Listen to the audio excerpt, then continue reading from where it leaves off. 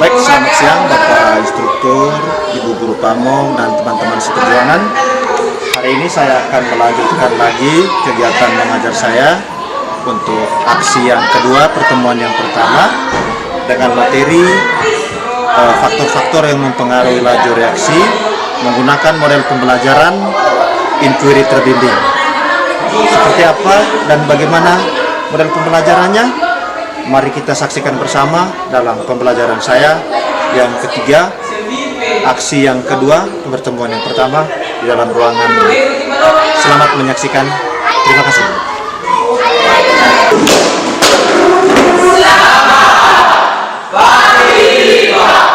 Ya, selamat pagi semua.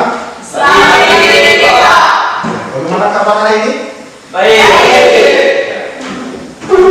Sebelum kita mulai pelajaran kita pada pagi hari ini, mari kita membersihkan berdoa. Satu orang kita berdoa. Marilah kita segenap yang pantas berdoa dalam nama Bapa dan Bapa dan Roh Kudus. Allah Tuhan Maha Kudus, Bapa Putra dan Roh Kudus. Dan sekiranya Engkau selalu menyertai kami hari ini, esok dan sepanjang segala masa. Amin. Dalam nama Bapa dan Bapa dan Roh Kudus. Ya, silakan dulu. Terima kasih. Oke. Hari ini sebelum saya mulai pelajaran, saya cek hadiran dulu ya. Ya. Cek kehadiran. Adrianus Johan. Hadir, Pak. Oke. Gordiano Nalu. Hadir, Pak. Dan yang terakhir Yohanes. Ada? Ya. Baik. Terima kasih ya. Jadi hari ini kita akan belajar tentang faktor-faktor ya. Faktor-faktor yang mempengaruhi laju reaksi ya. Faktor-faktor yang mempengaruhi laju reaksi. Dari sini, dari materi faktor-faktor yang mempengaruhi laju reaksi ini, yang pertama, apa yang mau kita capai nanti? Ya?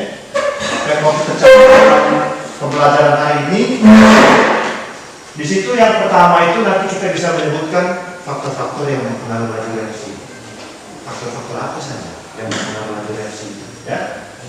Laju. Sama dengan apa? Kecepatan. Anda punya kecepatan dari rumah sampai sekolah berapa kilometer per jam? Yang mirip dengan itu ya? Ya. Laju reaksi. Terus yang berikut nanti kalian bisa menjelaskan teori tumbukan. Okay? Teori tumbukan. Terus teori tumbukan itu yang bagaimana Pak?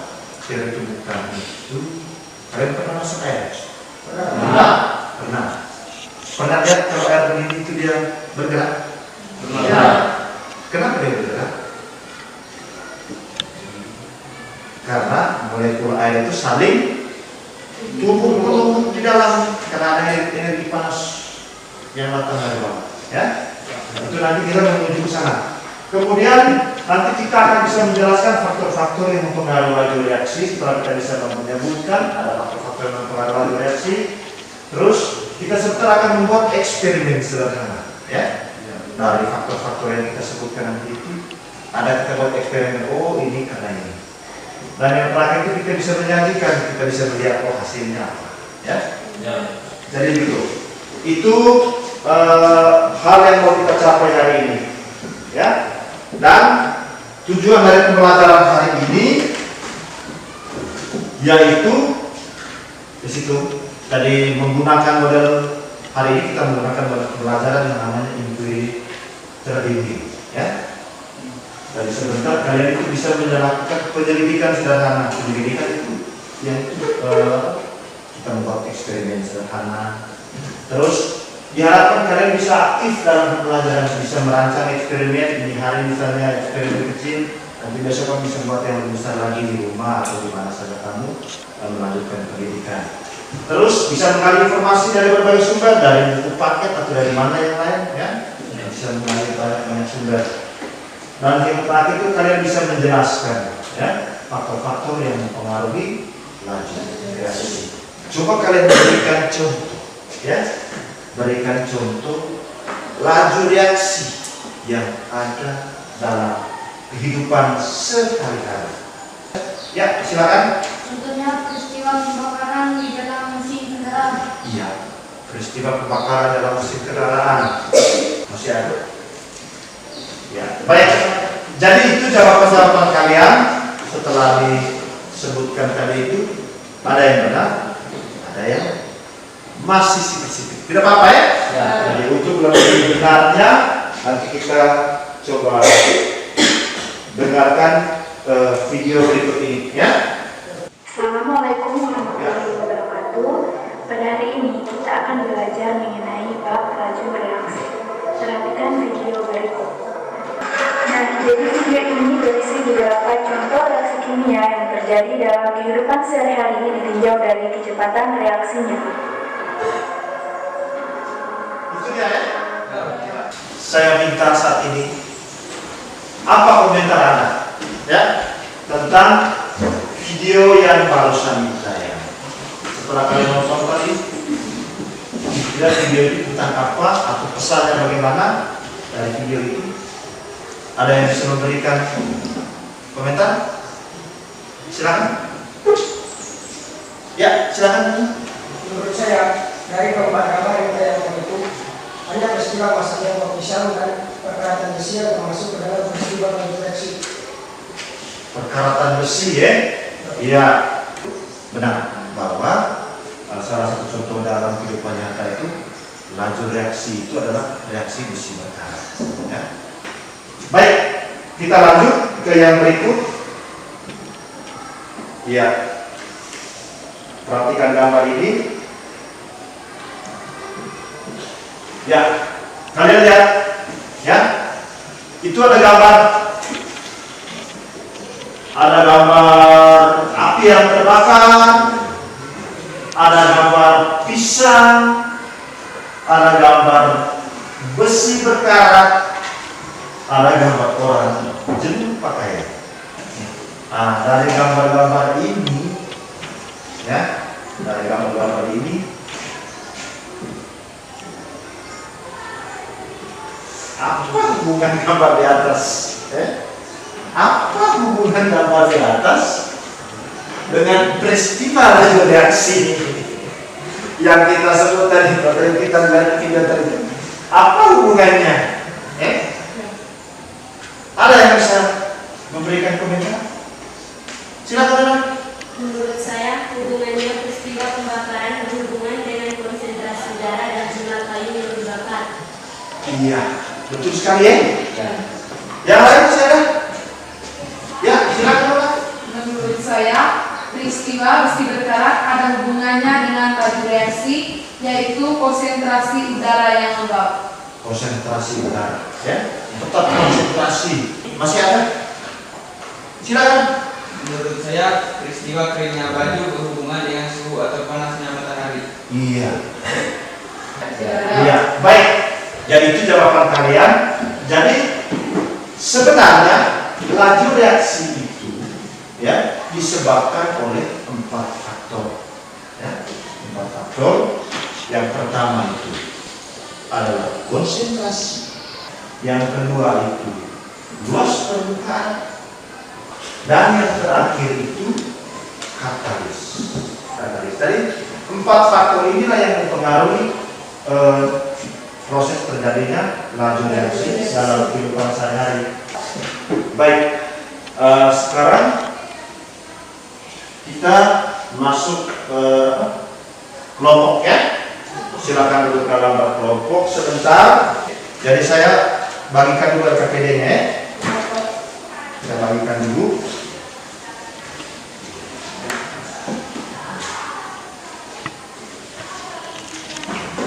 Lihat prosedurnya, ya? Sudah lihat prosedur toh? Sudah. Ya, sudah lihat prosedur.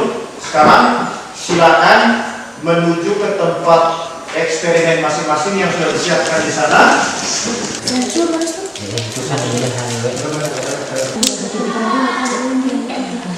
Kamu punya apa? Luas permukaan dengan? Permukaan dengan pengaruh katalis. Oh ya, diagnos permukaannya. Ini semua ini tadi toh? 80 semua ya? Oke. Itu sudah ya? Ini sudah sampai tulis di apa ya? Hitung menitnya, hitung waktunya. Sudah buat semua percobaan ya? Sudah. Sekarang akan kita kasih itu bawa ke meja masing-masing. Ini reaksinya. Cangkang telur dengan asam cangkang. Ini rumus dari cangkang telur, kalsium karbonat. Ya. Terus yang berikut di sini kamu lihat, ini yang beda semua tadi ya. Dari pada menit ke berapa itu kamu lihat mana lebih cepat hancur. Sambil menunggu perubahan balon itu dan melihat data pengamatan itu, nanti setelah itu lanjut dengan kerja apa namanya? KPD. KPD yang lain ke belakang itu ya? Iya. Iya.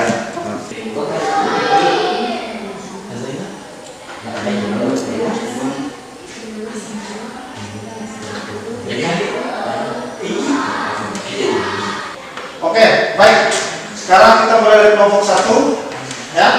Sebelumnya ini hasil percobaannya. Ya, percobaannya. Silakan kelompok 1 presentasikan hasilnya. Selamat pagi Pak Guru, selamat pagi teman-teman. Selamat pagi. Kami dari kelompok 1 akan mempresentasikan hasil pengamatan kami. Yang pertama tentang pengaruh konsentrasi, yang kedua tentang pengaruh suhu. Kesimpulannya yang pertama, dari percobaan yang telah dilakukan, faktor-faktor yang mempengaruhi laju reaksi. Yang pertama, konsentrasi. Jika konsentrasinya tinggi, maka laju reaksinya cepat. Sedangkan jika konsentrasinya rendah, maka laju reaksinya lambat. Demikian saja presentasi dari kelompok kami. Sekian dan terima kasih. Ya, kita tepuk ya, ini hasilnya ya. Silakan kelompok 2. Selamat pagi semua. Selamat pagi. Kami akan mempresentasikan hasil pengamatan kami, yaitu tentang pengaruh luas permukaan dan pengaruh katalis.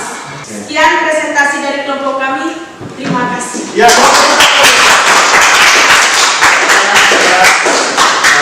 Ya. Coba angkat dulu semua hasil percobaan, angkat ke atas. Saya mau lihat ya. Ya. Itu ya. Jadi pakai cangkang telur semuanya sudah mengembang ya? Ya. Ada yang cepat, ada yang lambat. Terus yang vitamin C sama ini sudah ya? Sudah. Oke, sudah bagus ya. Silakan duduk. Ada yang bisa memberi kesimpulan tentang percobaan hari ini?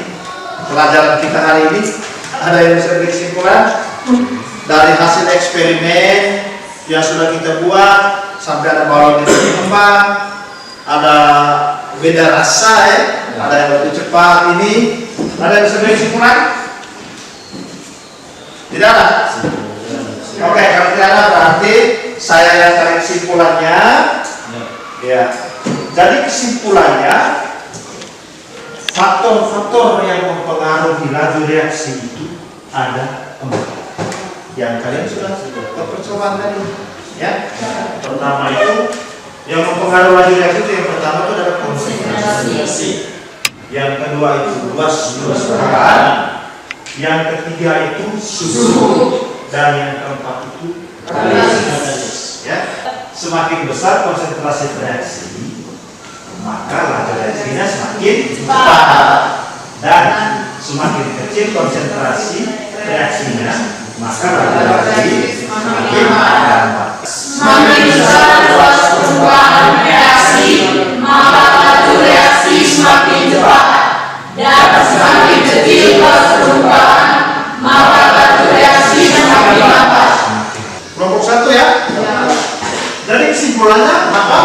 Semakin tinggi suhu suatu reaksi, maka laju reaksi semakin cepat. Dan semakin rendah suhu suatu reaksi, maka laju reaksi semakin lambat. Semakin lambat ya? Katalis itu apa? Substansi yang dapat mengubah laju suatu reaksi tanpa terdapat sebagai produk pada akhir reaksi. Sebelum kita mengakhiri pelajaran hari ini, kesimpulannya sudah selesai semua tadi ya?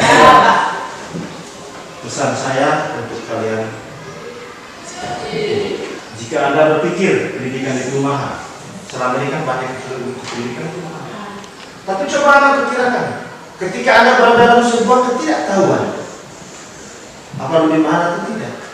Misalnya, saat ini Anda mau ke Jakarta, tapi Anda kan tidak tahu.